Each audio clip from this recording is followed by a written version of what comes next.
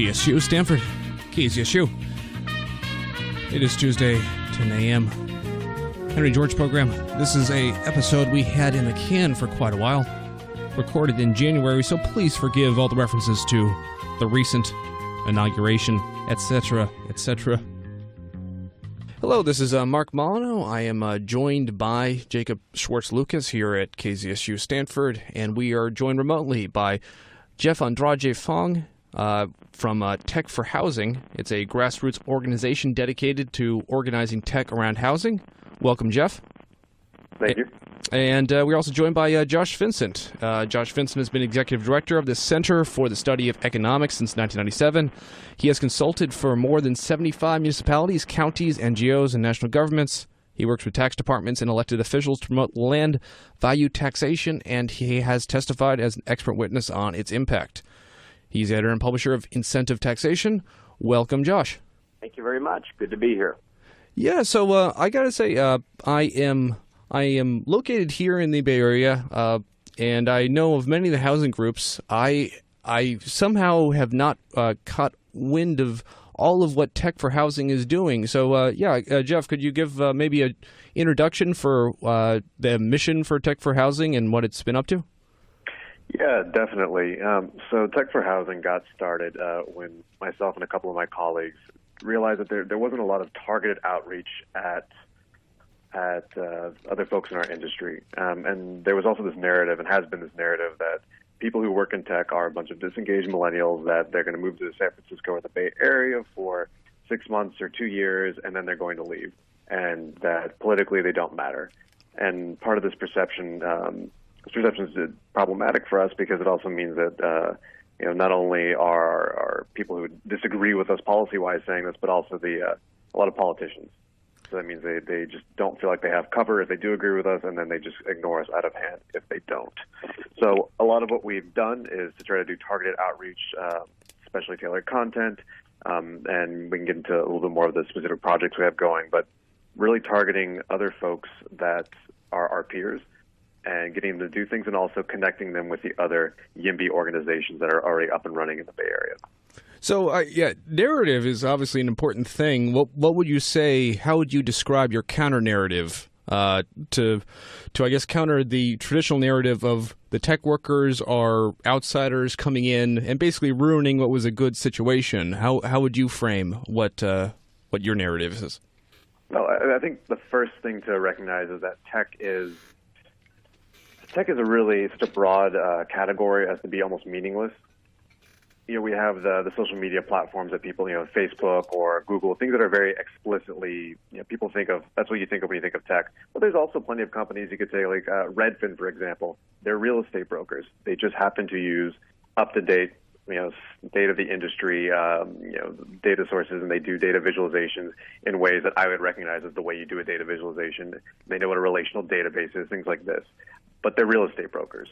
And there's any number of other companies that are what you would think of as tech. They're venture funded. They get talked about in the tech press, but they're just doing updated versions of things that have been around for a while. You could even take Metro Mile is considered a tech company, but they're car insurers. So I guess first and foremost, tech is we're like everybody else, and we're like previous waves that came to this region. There's an economic boom. We came here for better jobs and better lives, and to think of us as this sort of like very distinct alien invading force, well, one, it's politically problematic, but two, it's just not accurate in terms of the reality. So, was the group involved during the course of last year when the tech tax was brewing as a possible thing to be added to the ballot? Because I think that was something where you talk about you can't really separate tech from not tech, but San Francisco certainly tried to put something out there that did exactly that. Yeah. So that was something that was on our radar. Not a whole lot came of it because it was a little bit ridiculous. But we, to the greatest extent possible, we are tracking a bunch of relevant issues all the way from really Palo Alto up through San Francisco and over into Oakland. And a lot of what we're doing is coordinating with the people that are local to those places. So there's YIMBY groups in Palo Alto, in San Francisco, all over the place. and helping to like amplify their voice and really redirect it at our colleagues that a lot of cases are more disengaged for specific reasons. So yeah, we're involved trying to be a force multiplier on everything that's already going on, and really target at the other people in the companies that work in industries similar to ours. And as far as targeting goes, what kind of techniques have you been employing, and what's been effective? What hasn't been so effective? So we started out relatively small. There's only a couple of us writing content right now, but I guess the first project that we put in place was to build some sort of like branding around who we were and what we're doing.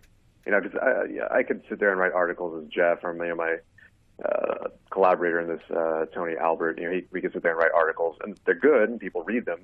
But by combining all of our content and by bringing in more people as we go under this heading of Tech for Housing, with we have a Twitter handle, a Facebook page, we have a blog.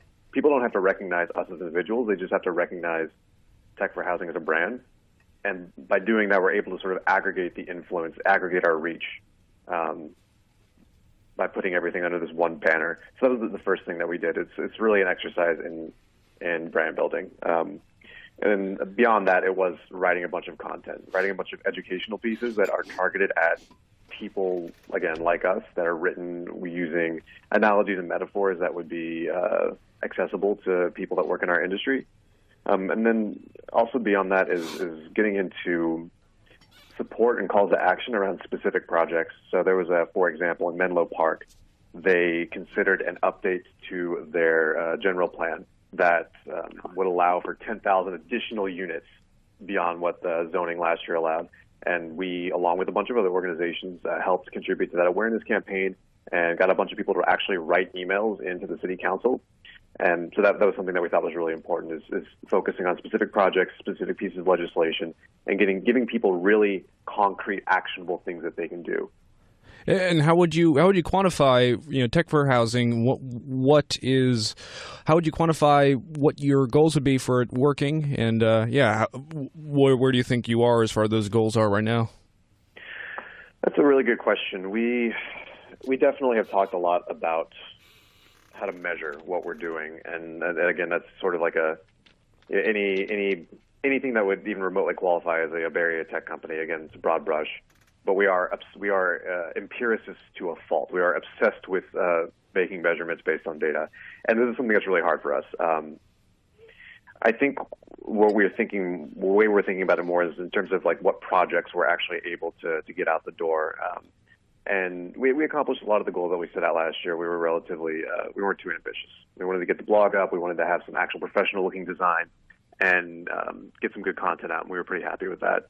I think this year we're going to continue along with that, the same track of getting content out, but some additional projects that we're taking on are one, building out a network of our colleagues embedded at different companies. So we already have a couple people on board with this, but we want to have 2 or 3 people at Facebook, 2 people at Google, all the major companies, so that when we put out a piece of content or a call to action that we think is particularly important, we want to be able to go to this network of people and be like, this is important. We need you to dump this in your internal chat channels. Every company has there's software like Slack. Facebook just uses some sort of internal version of Facebook. I'm sure Google built some crazy thing 10 years ago that's will never be released to the public. But everybody has these internal channels, and there's always sort of off-topic, non-work related channels, and a lot of times there's ones focused on policy and politics. So being able to reach that target audience internally via this network that we want to build of people that actually work at these companies is a huge project for us this year. And I think beyond that too, we also want to do more sort of like live events or speaking events, and be able to get more of the sort of the leaders in this movement. If you're familiar with Sonia Strauss or some of the other folks that are sort of the ringleaders, being able to get them in front of a bunch of our colleagues, sort of like where they actually are. I think one of the things about tech, one of the sort of negative pieces of the narrative that was actually correct, is that we're not super engaged. A lot of us have only gotten here 6 months or 2 or 3 years ago, not registered to vote, spend 60 hours a week at work in the office. And one of the things we wanted to do was be able to reach people where they are, and a lot of times that's in their office. So a lot of these projects are around how do we reach people actually like where they are. And for us, a lot of times it's at work. So to drill down in the specifics of land use, how when you're in experience with tech workers, how often do you think tech workers think land use affects them personally? Do you think that's a connection most people make, or not so much? So the way we think about that is that there's roughly, think of it as a pyramid with 3 tiers. The top of the pyramid is folks like me and some of my immediate friends that we actually know what Prop 13 is. We know what Prop 98 is. We're way wonky, and this is something that would probably interest us, even if we didn't think it was something that needed to be worked on. Below that, there's this larger tier that's folks that they are definitely aware that they're aware of a lot of these issues, maybe not super in depth, but if you sit down and talk to them for 30 minutes, all of a sudden they realize everything that's wrong and basically everything that needs to be done. And then below that, there's sort of everybody else. But even when you get down to everybody else, there isn't a single person in tech or out in the Bay Area that's not thinking about housing prices. And really the challenge is starting with this general concern that everybody has around the state of housing prices and everything that goes along with that, and sort of walking them backwards into what are the 2 to 3 to 4 degrees of separation that gets us to these sort of like basic root policy issues that need to be addressed. So to more directly answer your question, everybody's thinking about housing prices. Some people are thinking about how land use is affecting them, and that's really just making that connection for the rest of the folks is our challenge. So the Tier 2 folks, that they get the connections, are you converting them to Tier 1, do you think? Or do you think that they kind of just never are the wonkish type? Or No, they do. It's I almost think of Tier 2 as folks that they do have a wonkish bent, but maybe their immediate interests are not necessarily like Bay Area land use policy. But they're all being hurt by housing prices. They all understand if you can get their attention for 30 minutes. And really our challenge is just to get their attention. And this goes back to giving people concrete, actionable things that they can do. Because it's political organization is hard. It's cognitively costly if you're not just already interested in things, to figure out what are all the issues, what are the actions I can take, and what are the actions I can take that actually matter. So we want to reduce that cost. And especially for these Tier 2 folks, giving them easy, actionable, here's like in 500 words, everything that we need you to know about the Menlo Park General Plan update. Here's something that you can do in literally 5 minutes to make an impact, and here's why what you're doing, what we're asking you to do, actually will matter. And that's how we convert folks, and that's our strategy. So Jacob, right here in the studio, he's here in the Bay Area right now, but he lives in New York City. And does the whole narrative here of tech workers versus the locals, does this, I guess, how does this resonate with you as far as being in a place where there isn't, the same tech scene, and I guess there isn't kind of this simple narrative? How do you think housing boils down in New York City, I guess is what I'm getting at? Well, I mean, there really is a battle between the newcomers and folks that have been there for a long time, and I don't think it's a battle that need necessarily exist. If there was just better understanding of these issues, the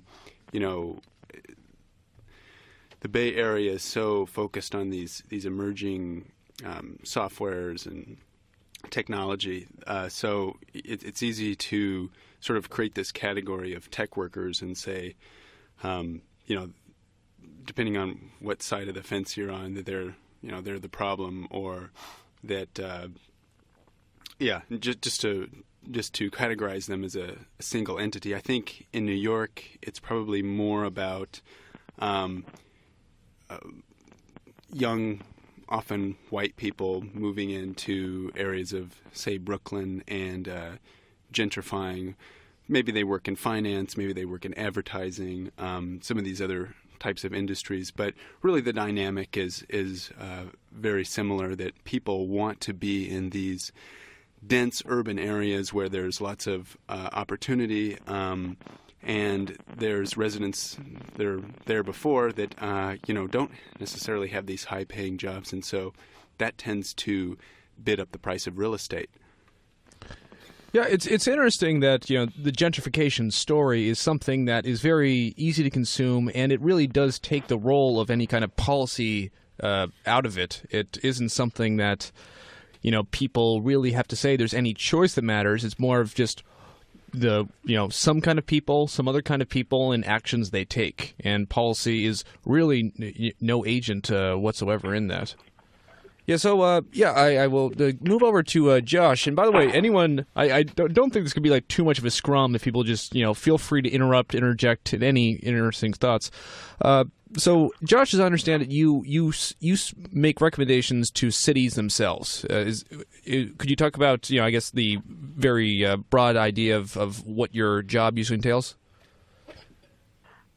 Yeah, actually we talk to governments, but we also talk to neighborhood groups, civic groups, and gentrification is a problem everywhere. I'm in Philadelphia, and neighborhoods that were very affordable until 10 years ago are being rapidly transformed.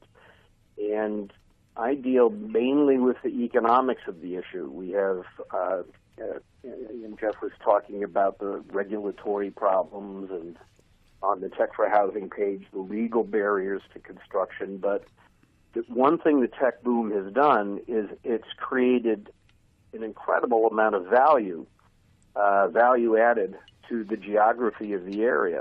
And that can be a good thing. That can be a bad thing. What we want to do is make economics a central part of the argument and the discussion. And once that's done, what you were referencing about gentrification is that it's an emotional issue almost entirely. It's hard to quantify. It's hard to describe accurately. But you can describe and quantify and measure increases in site values, and that's what we try to do. I believe that tech workers are a lot like the sweatshop workers of 100 years ago in the tenements of New York City. The Tier 3, which Jeff didn't quite get to, I'd like to hear about that.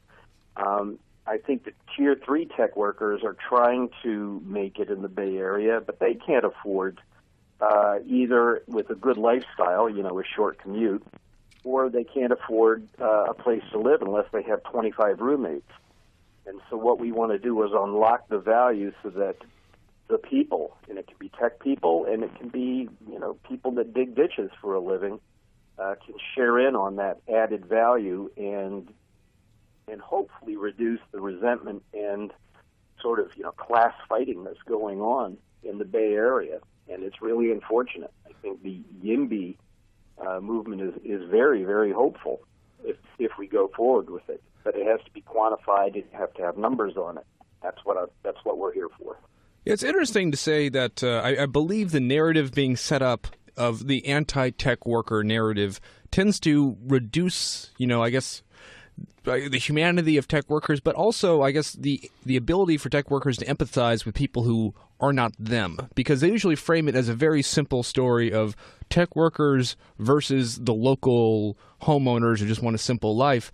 And I think there's a lot of empathy tech workers have for who is in an even worse position, which are local people who are not in tech and renting like they are, because they are the people who are suffering everything tech workers are, who are just the place they are, but in pretty much across the board without the paychecks. So tech workers, they, in a lot of ways, are in the position of fighting for the restaurant workers, the teachers who can't even find 25 roommates. They're, being not even bussed in. They're commuting in by car from places like Tracy, Manteca, and all these really far off places. And I guess, to talk, Jeff, do you feel there's a role for tech workers to be allies in a formal sense with other people who are affected in the housing crisis in the same way? Yeah, absolutely. And there are definitely folks working on that angle, which is it gets the politics out here get a little bit complicated as I've been kind of become more and more involved in these issues over the last 3 years. You sort of, it's like an onion. You just keep peeling layers, and there's just always another layer over why the weird political alliances, particularly in San Francisco, exist.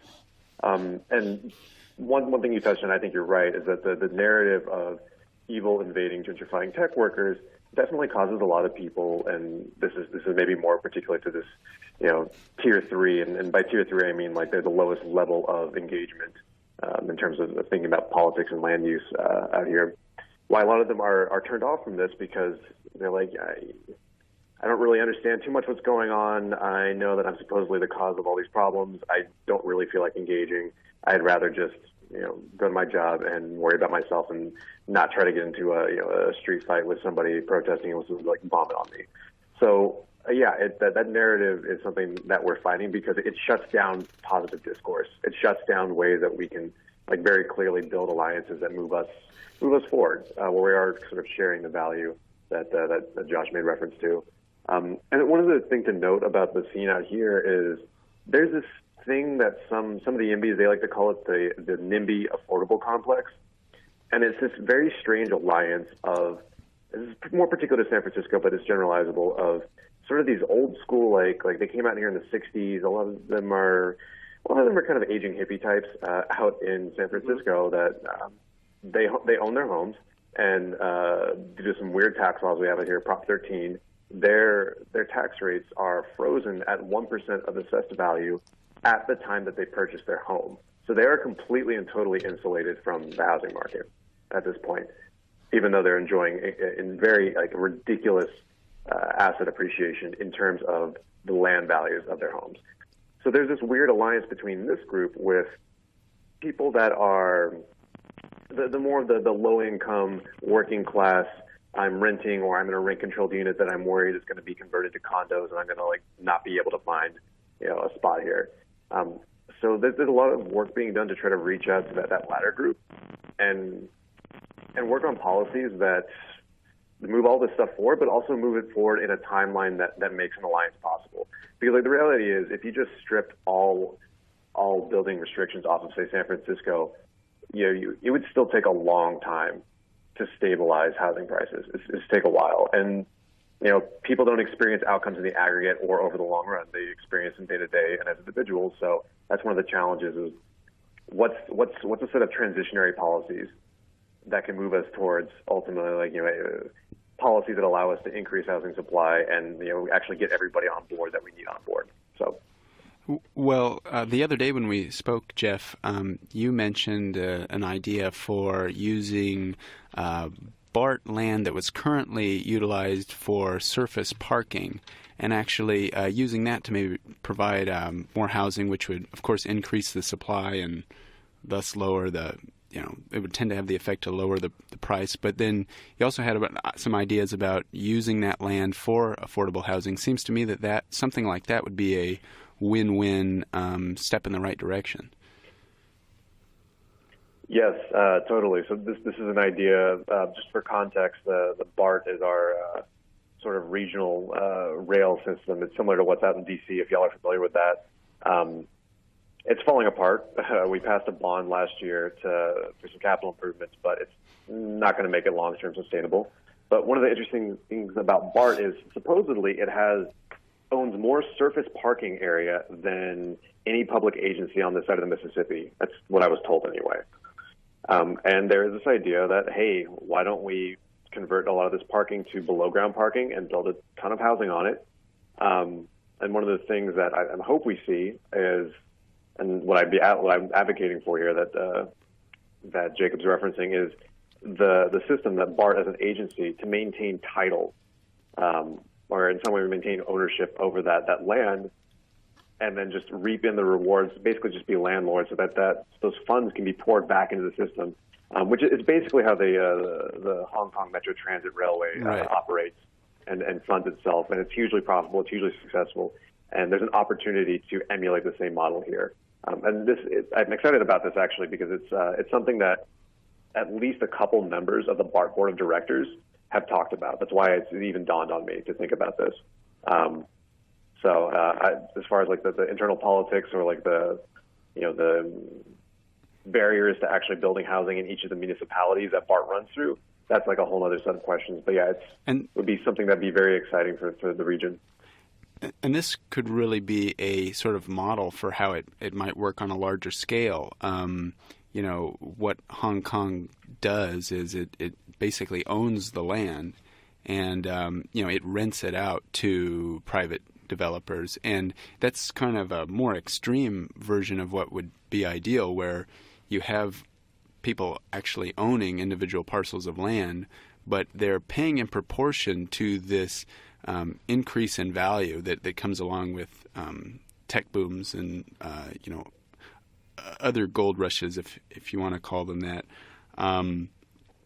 And this could be an example of how it could work in the rest of the area with something like the land value tax. Yeah, I think it's interesting to talk about something which is you describe as a win-win, but I think in the Bay Area, in a place as saturated as it is, nothing is ever quite so simple. I was thinking of talking about the municipalities. Palo Alto a few months ago was reviewing a former park and ride parking lot, which has been just basically decommissioned, which they were looking to create micro housing with. It was a novel thing, no parking, and Palo Alto is an extremely strenuous approval process, and they actually managed to check every box of this, and the locals were still saying this will increase traffic to some extent. I don't see why we should approve this. And I guess that's the thing of would the BART process, would the value capture this creates? Do you think if you are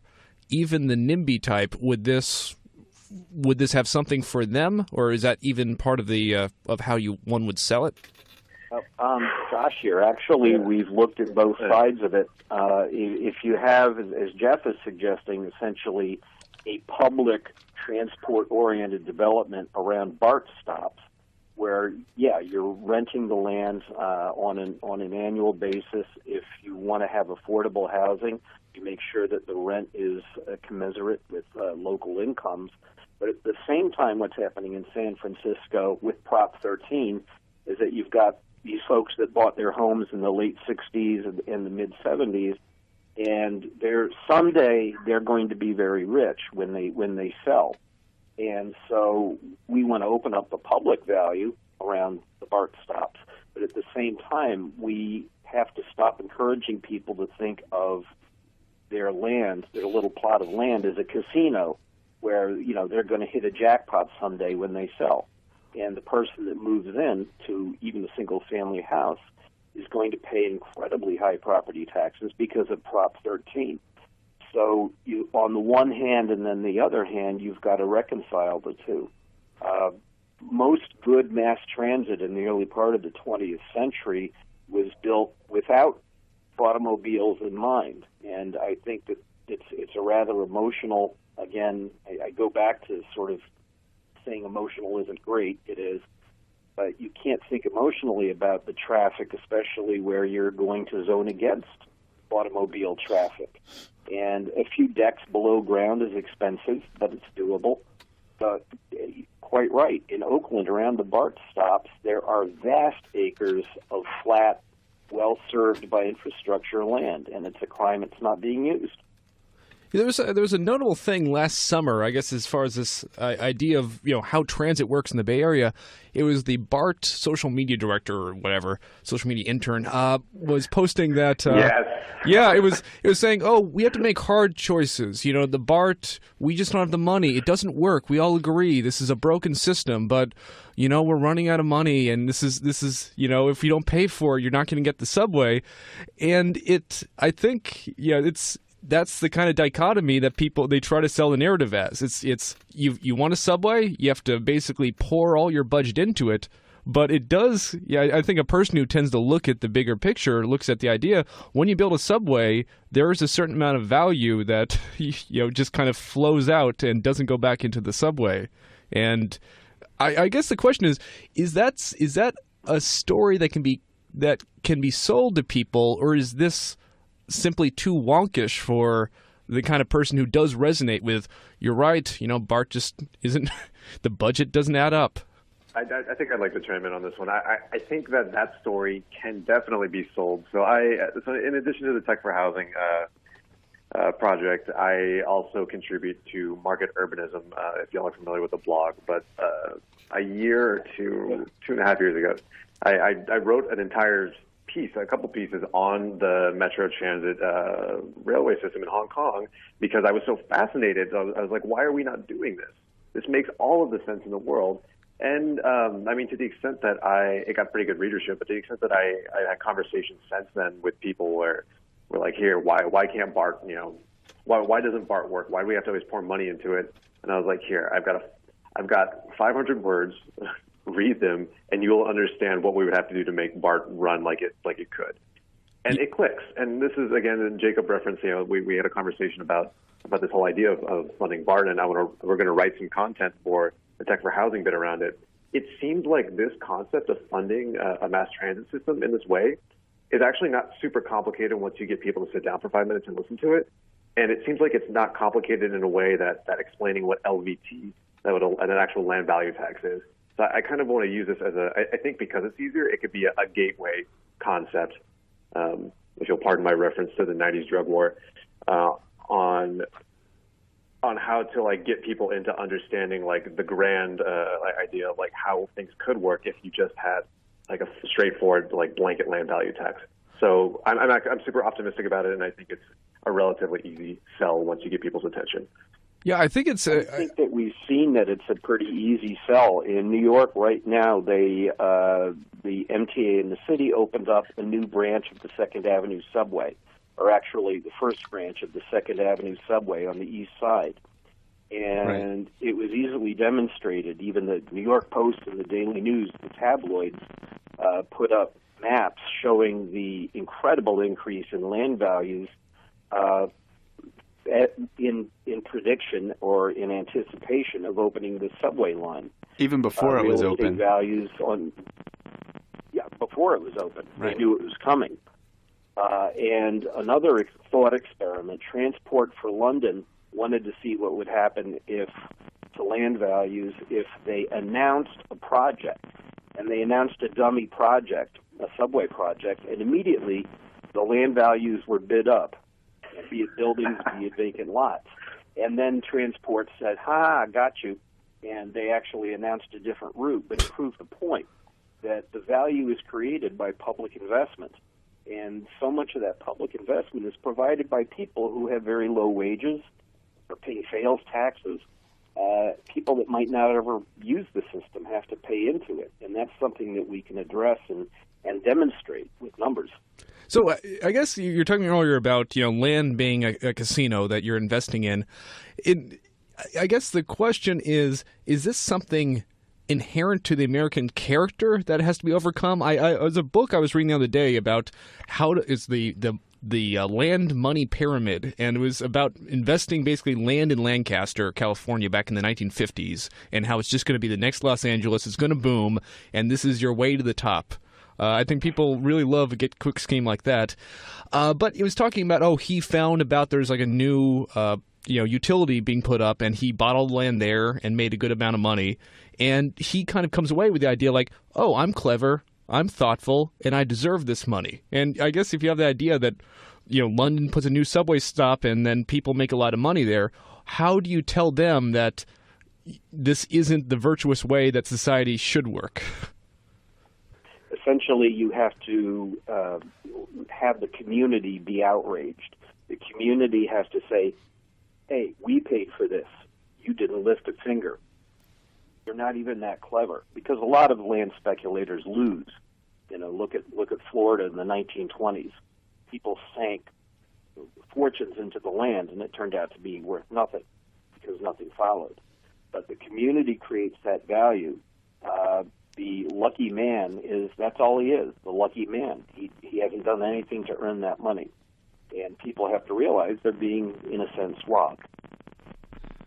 There is something about our culture that sort of lauds the rentier, as it were. I mean, just look at who took office a couple of days ago, Donald Trump. How did he make most of his money? Well, he's a classic example of a rentier, of a real estate mogul. He doesn't pay any taxes because he depreciates the value of his buildings, and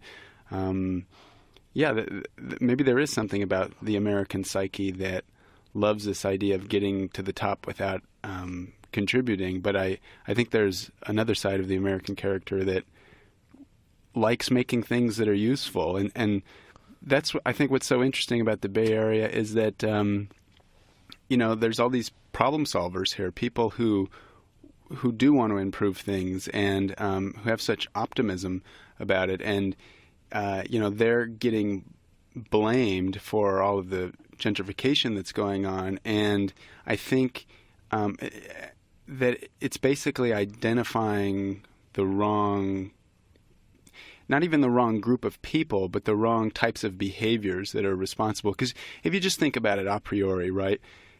Gentrification, what is it? Okay, so things are getting better such that people want to live in a particular area and they're willing to pay more to live there.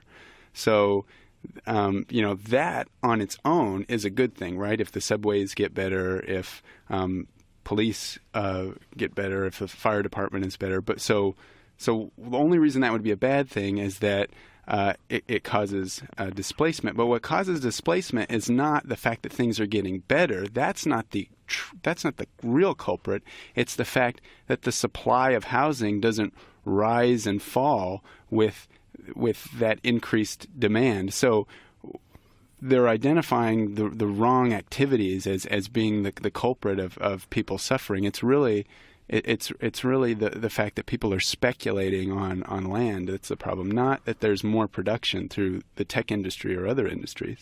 So yeah, I guess there's something in this. I guess there's a narrative in the housing scenes. There's actually, I guess, something of a schism to a small degree of the problem is supply and demand. That's the typical, SF YIMBY, platform of we need to increase the supply of housing and it will work. But I guess some other people would say the supply of land is limited and this alone cannot solve the housing problem, because no matter if you build new units, you really, need the supply of well-utilized land, and well-zoned land won't increase by itself. And I guess just approval processes and building isn't enough in itself to, I guess, the big picture of efficient land use creating units. And I guess, do you see, Jeff, any kind of disagreement in your circles on an issue like that?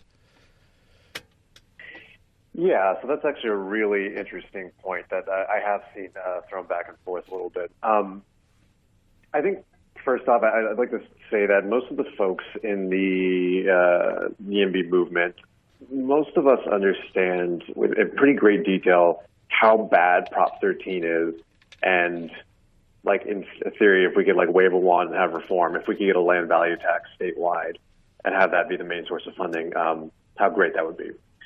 However, this back and forth between does the situation get any better if we actually do just allow the housing supply to become more flexible, or does that mean you just unleash the only thing that's constraining increases in labor productivity, meaning then that land rents will then continue to just climb higher and higher and higher, therefore nothing ever actually gets better? That is a discussion that's happened. I think where I fall on that, and most of the other YIMBYs, is that one, allowing supply to catch up or at least chase demand is a very, very necessary. It may not be completely sufficient condition for having all of our dreams come true, but it's necessary and it will help a lot. And I look at examples like Tokyo for one, where they have an extremely flexible housing market, and prices have been relatively stable. Now you can zoom into the micro level and find specific neighborhoods in Tokyo where prices have gone up, but they've also absorbed massive increases in population, and have been able to have 50% price increases instead of 250% price increases like places out here over very short periods of time. So.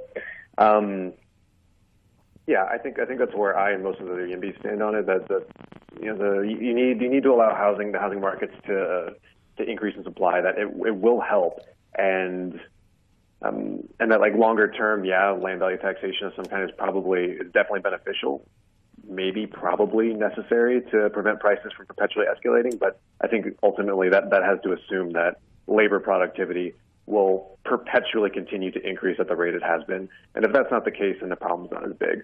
But that's I'm ready to hear people push back on that. So does your organization have an official line on Prop 13, or does it need to? Yeah. No, so we do not, and I don't think most of the YIMBY organizations have an official line on it. I mean, if you follow housing Twitter, then yeah, people bash Prop 13 all the time. But there's sort of an order of operations here where fixing the land use regulations is sort of it's the first step in the order of operations, and it's also increasingly politically feasible. Prop 13 is such a third rail in California politics that nobody, not even Governor Brown, thinks that they can touch it. And Governor Brown is like the honey badger of California politics. He makes things happen that shouldn't be possible politically. So I think in some years in the future, that will increasingly come under fire and come on the table. So take devil's advocate here. Do you think its status as a third rail is aided by the fact that even groups that constantly are stewing over Prop 13 status feel, oh, we can't touch it, it's too popular? Do you think that in itself kind of pushes the window of what is considerable action on it further and further towards status quo? Sure. I think the way I'd answer that is it's not that it's not talked about, but I mean, nobody is hiding their opinion on it. Let me put it like that.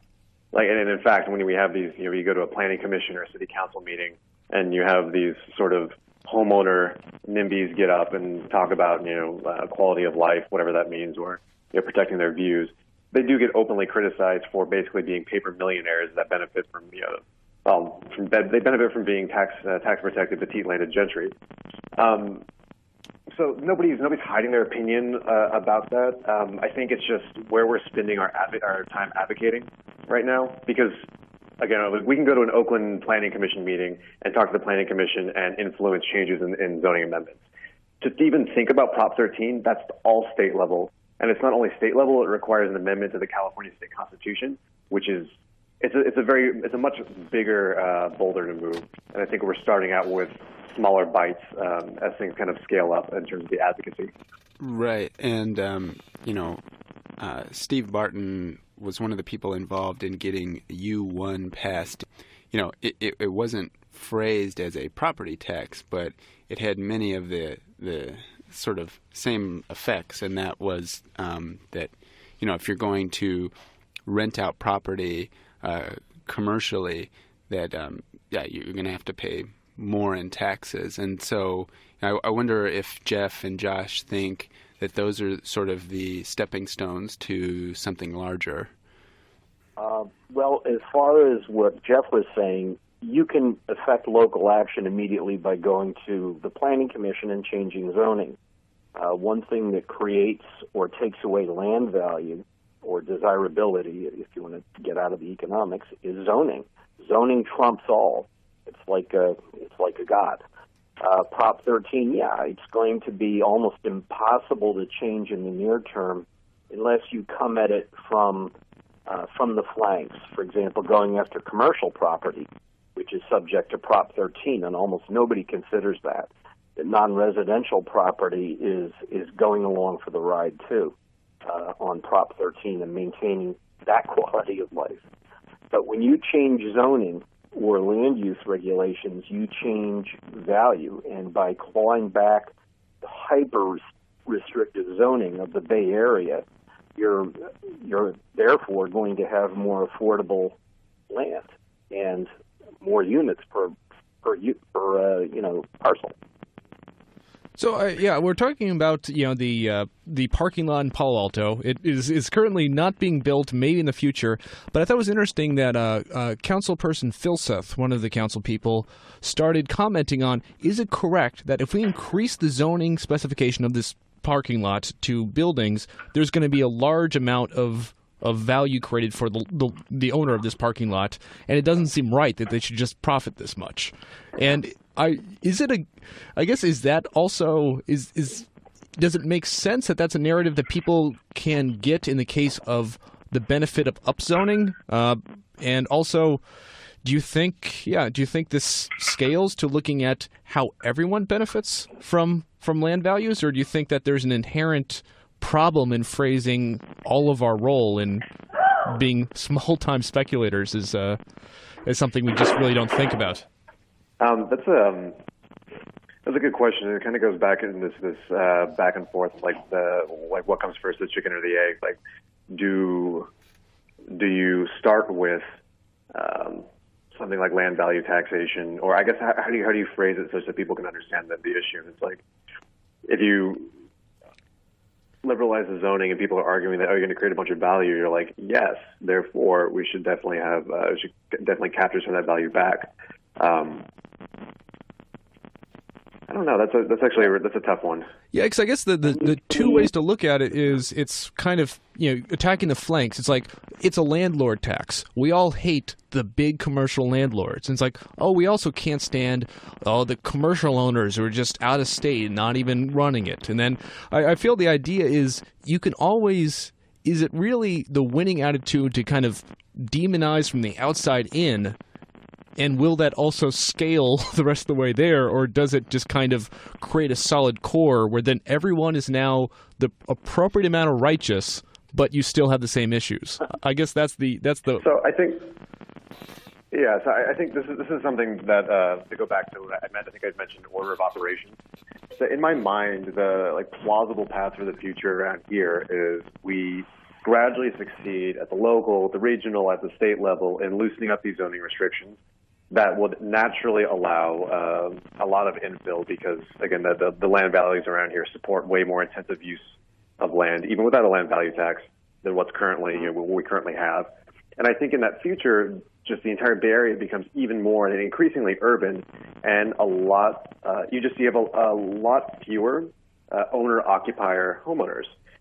And I think in that world where most people or far fewer people actually own their own homes, that sort of that idea of a land value tax where you feel like you're just taxing your landlord becomes a lot more politically possible. And I think Josh, you'd also mentioned the split roll proposal for reforming Prop 13. Yeah, that's actually plausible. That could happen in the short term, and that's just where Prop 13 is rescinded in some way or reformed for commercial property. So I think the key is to loosen up restrictions, allow the sort of natural course of events to play out where everything becomes more urban, and I think in that environment, people are more open to what feels or more so feels like taxing their landlords. There's no such thing as wrong. If we sort of put our eye on Oakland, I think that's a really, really interesting case because so much of Oakland is still zoned industrial. And when you change the zoning from industrial to residential, it's going to be increasing the land value overnight by a factor of 10 or 20, as far as what even the assessor would say. So Oakland is a great case because we're moving away from industrial zoning. It's the traditional 20th century industrial base is not going to come back, but you can provide lots of building, commercial or residential, in Oakland. And I think that's a kind of a case study that I know that my outfit, along with Jake's group, is going to be pursuing in the very near future. Because Oakland is sort of, as you know, there's so many absentee property owners of commercial and industrial buildings, and they're such terrible owners. Again, go back to the emotions. I mean, these owners have killed people. Look at the fire in Oakland. Through neglect and through blight, and that's a strong message. Do we want artists or do we want schmucks that own property, let them go to rack and ruin, and keep the zoning so that people won't come in and use it. So, do you think there's much of a chance in California, I guess, of really changing the way zoning is allowed? Because as it is now, basically the zoning plan that any city will implement, anything goes. And I guess you're talking earlier about Tokyo's flexible plans. I'm not sure I understand all the details, but as I understand it, there are very few zoning designations that are very, general, and you really can't amend them. And as I understand, upzoning is always possible. For example, even if it's even if it's commercial, you can put a residential there, but not vice versa. You can't put an industrial in the middle of a neighborhood. And that would really alone change a lot in how zoning is done here. But given the choice between changing land use policy as far as taxation goes and changing it as far as taking away their power to zone, how do you feel the local cities would come down on such a choice, as it were? Right. So they'll have to be drugged, kicking and screaming into the future, unfortunately. But to speak to the Japanese style setup, and this is relevant to how we might have to move forward in California. Land use is a national matter, and I don't necessarily think we need to have that decided nationally in the U.S. context. I don't think that makes sense. But the municipalities don't have direct zoning authority, and then within Japan, they have, it's only like 6 or 8 different zoning designations, period. And then each of them, it's actually peculiar. The way to think about each of those designations is as like a maximum nuisance. It's almost like there's the most restrictive designation for zoning, and then each additional one is increasingly less restrictive. So they have some very basic stuff to separate industrial and residential uses and things like that, but it's very broad brush. It kind of feels like what zoning, I believe, and someone can correct me here, looked like the turn of 150 years ago in New York, where you only have I think it was residential, commercial, and mixed use, and most of the city was designated mixed use. But moving to the more flexible system of zoning. It's probably going to take some state-level reform, and then there are the newly elected state. I believe he's an assembly member. He might be a senator. Scott Wiener. He is a senator. Yes. Senator. Thank you. He's put forward legislation that's basically a repeat of what Jerry Brown had tried to push last year. That significantly reduces the ability of local municipalities to do their own zoning if their zoning is not allowing housing supply to increase by a certain amount. And there's a complicated set of formulas and these very wonky things called RENAs that are supposed to tell cities how much they have to allow to be built and so on and so forth. But there is movement to basically just supersede local control because it's not working. So I will say, we are people who think about this a lot, and there are so many fronts going on concurrently that even our heads are spinning to some degree. And if you talk to an average person and talk about all the complexity of all these different possibilities for reform, it's a lot. You can see why they might prefer a very simple narrative of, well, tech workers have made a good thing bad. Let's just try to scale this back. How do you simplify this giant, complex system into something that can be consumed by more people? Totally. That's a really good question. It's something that we obviously are continuing to grapple with. In terms of reaching our core constituency, because a lot of what we are trying to do with Tech for Housing is not necessarily engage in the public debate, but reach and activate people that should already agree with us. If we can get their attention and explain things in digestible bits and give them something relatively low cost to do for to help move policy. In terms of that larger issue, I think some of that is continuing to do a lot of outreach and thinking about figuring out the way that we need to message, but also making alliances with, how should I put this? So everybody gets their news from somewhere, right? Everybody has some trusted source on any number of issues that they trust to actually distill down and tell them what they need to know. And within, say affordable housing developers, for example, a lot of them work with community service providers and all these different nonprofits that cater to and provide support to these communities that are working class, traditionally marginalized, that feel threatened by this influx of what we're calling tech workers. Making alliances with those folks that run those organizations and talking to them, because a lot of them are just as wonky as we are, and convincing them of building consensus with them and having them tailor that message to what's effectively their constituents. I think that's the way forward locally out here. So hypothetically, let's say I am a tech worker. I'm just kind of head down.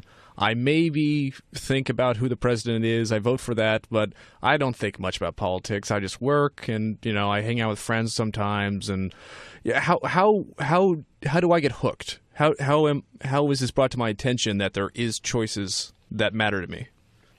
Definitely. So if I'm talking to you directly as that as that tech worker. Well, actually, take a step back. Let's say you're not even in the room with me. Let's say that you're where you are, and I'm just kind of in some cubicle across town. How are you even going to start talking to me?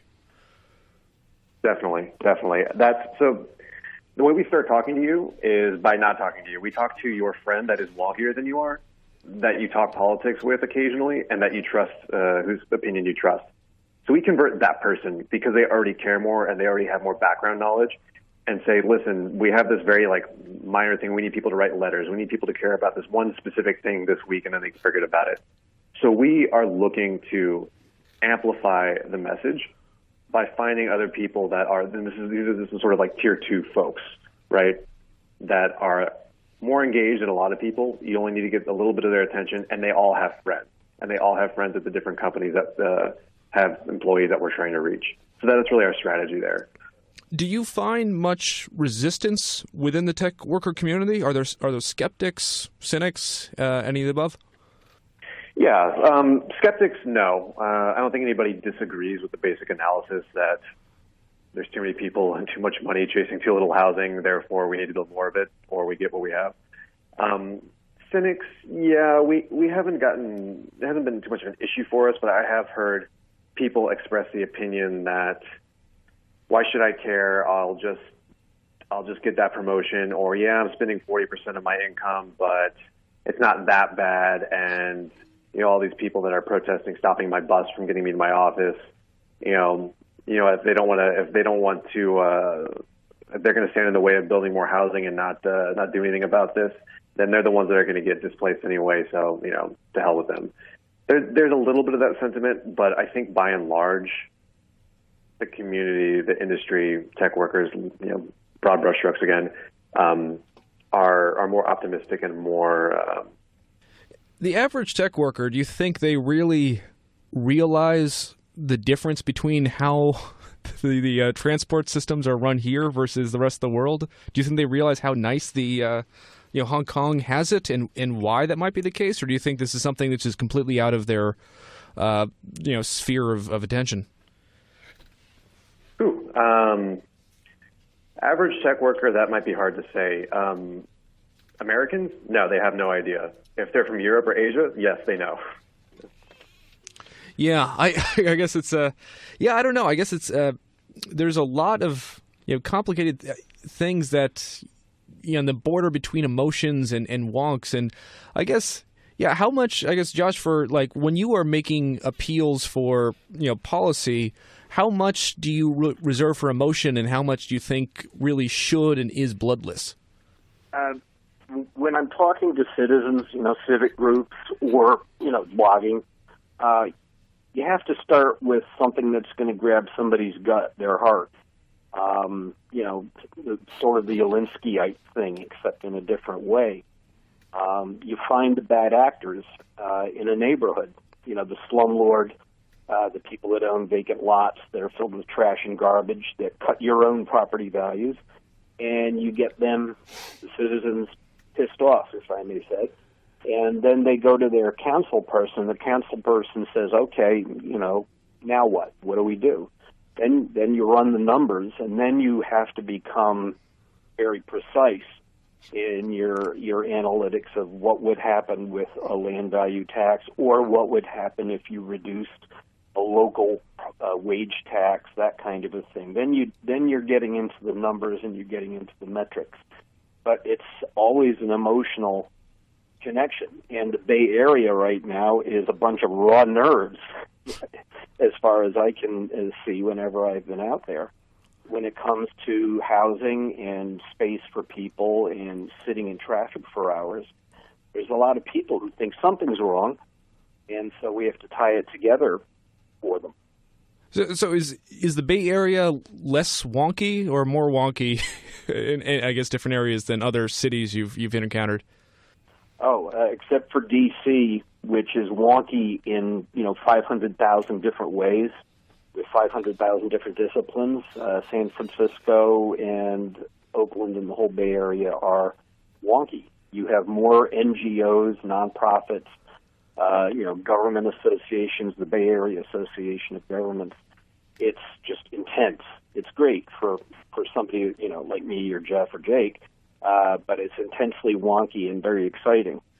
So I guess the question is, if there is so much, wonky spirit in the air, why is everything broken here? And why is the DC Metro one of the worst funded, or just, it's out there. Why doesn't that lead to more results? Well, wonk, to me, and correct me if I'm wrong, is often means you've got a niche, that you've got a specialty base of knowledge that no one else has. That's what makes you the wonk.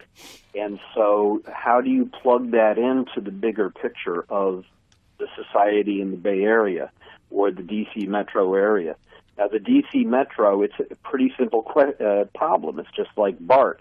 There's no money coming in, and you can't get the value from all this additional federal government wealth that's out there, value that's been created by the federal government, and you can't get it into the metro.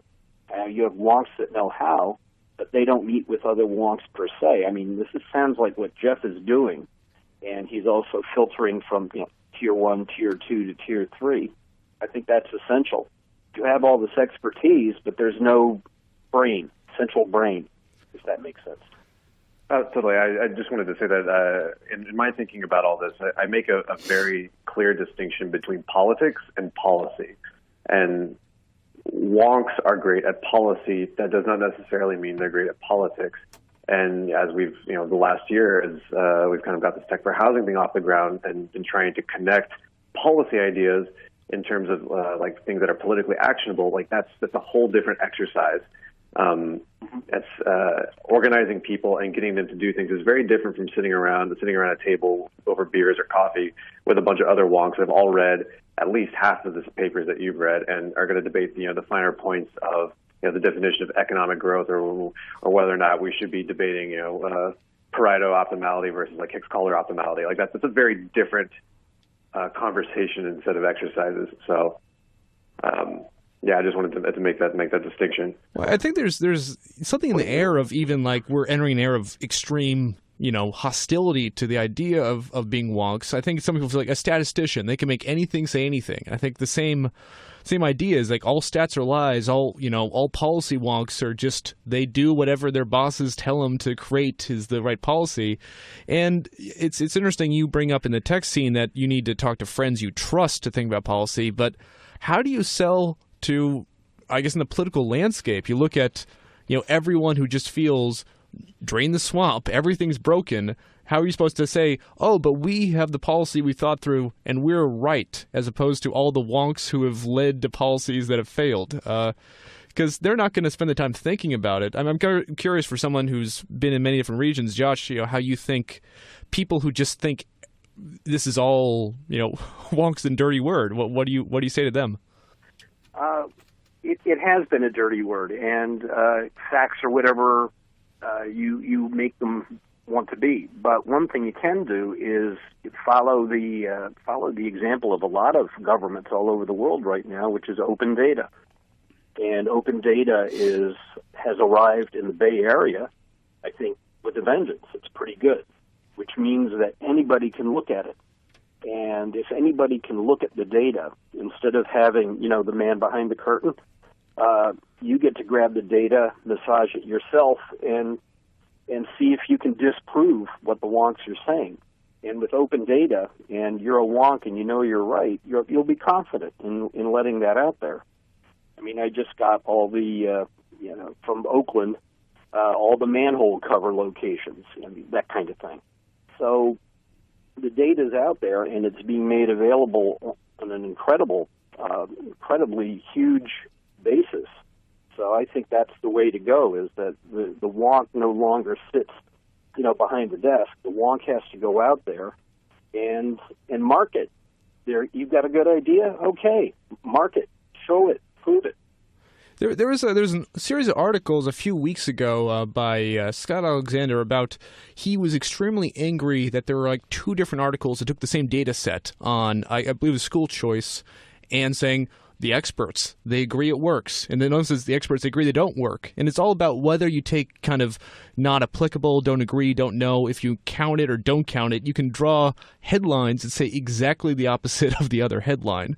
And I guess his point is, well, if you look at the raw data, you can make your own conclusions, but how often is the average person going to start plotting histograms? And, if even if open data is out there, how do you reach everyone who may not be an Excel or wizard per se? That is a good question. I'll throw it to Jeff. So I'll speak with reference to the Bay Area because we're all special little snowflakes out here. I think our I think one thing with having open data that it is huge. I don't think it's a silver bullet by any means, but all of a sudden when the raw data exists out there, you can have different people with from obviously like different political camps, slice of data. Obviously, when things become overly politicized, you end up having, like you said, two op-eds where two people completely interpret the data in utterly different ways. And part of that, there's just no getting past that. I think it's better having the data available. You sort of democratize it a bit, and you can have amateur wonks take a crack at it. But with respect to the Bay Area, I think our biggest problem is not like the denial of empirical fact. It's people saying that I totally understand what you're saying, but I don't care. And for all the media attention that's given to working class neighborhoods, facing extreme housing pressures, our biggest problem region-wide, I believe this to be true, is the sort of this entrenched homeowners that are tax protected that bought in 10, 20, 30, 40 years ago. That remain stalwart anti-urbanists, or at least anti build anything anywhere ever. And I would say Palo Alto is my favorite rhetorical whipping boy. And if our housing crisis was a zombie apocalypse, Palo Alto would be patient zero. Like it is majority homeowner, prices are ridiculous there. It was birthplace of a lot of really important tech companies. And that's part of the problem. We go to these planning commission meetings, and I've even talked to people. I get a little heated. Even talk to people about this housing stuff, and they're like, "Oh yeah, no, I totally understand. Like San Francisco, like they don't build enough housing to house everybody. It makes everything more expensive." But I like that. I like that because it displaces people that I do not like. Poor people are going away. I like the architecture in San Francisco, and I would not trade one of these old buildings for a new building that let 100 more people stay in the city, because I don't really like those people anyway. Disgusting. Not everybody is that blatant about it. Some of them like to lie to themselves about in different ways, or at least won't admit that publicly. But that is sort of the problem. There is, at the end of the day, sort of a zero-sum game between people that kind of have everything because of the legal privileges that have been granted to them and everybody else. And that's all I'll say about that. Well, it's a good point. I mean, demographics may be destiny. A lot of people bought their homes and benefited under Prop 13. They're reaching the end of the road, to find a point on it. And we could be having a demographic change in the area that could change that. That's all I can. Well, that's the big question: is will their children be happy homeowners in their old parents' houses? Yay or nay? They get the assessment rights. They will be out there if they want it to stay in the house forever. But will they? I think it's an open question. Sonia, I was talking to her, Sonia Traus of the of SF Barf and etc. Yeah, and she thought it's not cool. People aren't going to do it. I'm not sure I agree. I think there'll probably be a marginal shift. Like certainly not everybody who could take advantage of that will. So I think even worst case scenario, things get better at the margin. But yeah, I mean, with the way Prop 13 is like set up, like why wouldn't you just retain title of that property and rent it out at exorbitant rates? And Yeah, I guess the question is then everyone always says, "Oh, I agree, Prop 13 has some issues, but if you have the primary resident," and I guess it adds more wrinkles. But yeah, certainly if there's a loophole that you can be out of town and look at the benefits, everyone's going to take care of that. But to jump back to Josh, because I was really curious about your response to the open data question of how do you think if open data is one of the ways that we can improve our current understanding, how do you work with all the people who may not have the time, ability, or predilection to really do the interpreting and just really want other people to do the analysis for them? Well, that's a really good question, of course. There are programs that mostly come out of the private sector that help you do market analysis, even if you're, like me, a dummy, technically. I don't know if you guys have ever heard of Tableau. That helps me visualize huge data sets, and it's not GIS, but it's something that can help you see what trends and patterns are, down to a very local level. I think Tableau's good, yeah. Yeah, I love it. And in Philadelphia, we have, majority African American, lower income neighborhoods, and the civic associations. They get interns coming in from the colleges to teach people how to use, analysis programs using all the open data that Philadelphia has. So I'm thinking that the accessibility not just of data but also of training, because universities want to put their best foot forward these days in poor and working neighborhoods, is you bring in interns that could actually teach the civic association how to use it, and people can start making their own policy proposals, which we have in Philadelphia, and I assume it happens all over the Bay Area too, on a very local level. So we've been talking for quite a while. Maybe it is time we start looking at wrapping up. I guess going around, something I'm really curious about, just about everybody. How would you rate your own optimism versus cynicism for just the status of, how likely things are to get better in meaningful ways? Starting with you, Josh. Specifically for the Bay Area, I think that addressing the crisis in BART, which is a right now crisis, one that makes you late for dinner with your husband, that the BART crisis makes me an optimist. Because when things like that start to fall apart, everybody starts to act, even the sort of the forces behind the throne that run the Bay Area. In other words, the deep pockets, commercial landowners. People want to fix BART. I think there's very, very few options, so I'm optimistic. And Jacob, how do you feel about these issues in the Bay Area or beyond? What's your feelings today, optimism, pessimism? Well, in some ways you would say to yourself, because, Proposition 13 exists in California, you'd need a constitutional amendment to change it, that you might actually have the least hope for an area like the San Francisco Bay. But I think that's also what makes these issues so palpable and felt so strongly. Whereas, in other parts of the United States, these same issues regarding zoning and taxation are present, and they're causing huge problems.